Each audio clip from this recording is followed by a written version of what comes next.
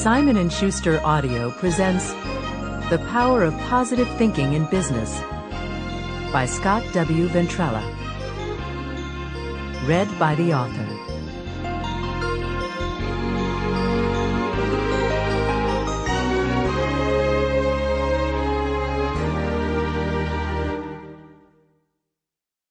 A winning program. Believe in yourself. Have faith in your abilities. Without a humble but reasonable confidence in your own powers, you cannot be successful or happy. But with sound self-confidence, you can succeed. When I first read those opening lines from Dr. Norman Vincent Peale's best-selling book, The Power of Positive Thinking, they shook me to the core. The words rang with truth and power, and like millions of others, I became hooked on the concepts of positive thinking. I adopted the principles in all aspects of my life, which led to an incredible personal transformation. Barely 21 years old, I became a new man. My personal relationships improved vastly.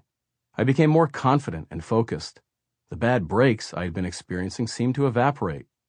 And unlike other self-improvement concepts, positive thinking principles stayed with me and led me to many successes in my personal and professional life. Most self-improvement programs are a lot like Chinese food. That is, it tastes great and fills you up, but then a few hours later you're ready for a pizza. The principles of positive thinking are different because they are built on a solid foundation of indisputable, universal spiritual and scientific principles. It was while working with the Duran Institute, a quality management consulting firm, that I made the connection between positive thinking and business. During my 11 years with Duran as a consultant, I worked with numerous organizations, helping them to achieve greater levels of performance by focusing on quality. Much of the emphasis was on making higher quality goods and services, things and the processes by which they were created.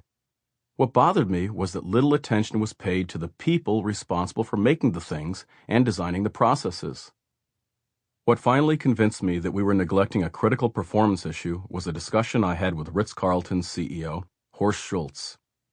Ritz-Carlton had just won the coveted Malcolm Baldrige National Quality Award, MBN-QA, which recognizes companies for outstanding quality.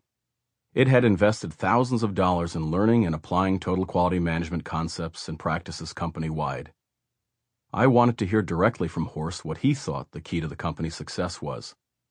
The people factor had been brewing in my head, and I wanted to independently, albeit non-scientifically, corroborate it.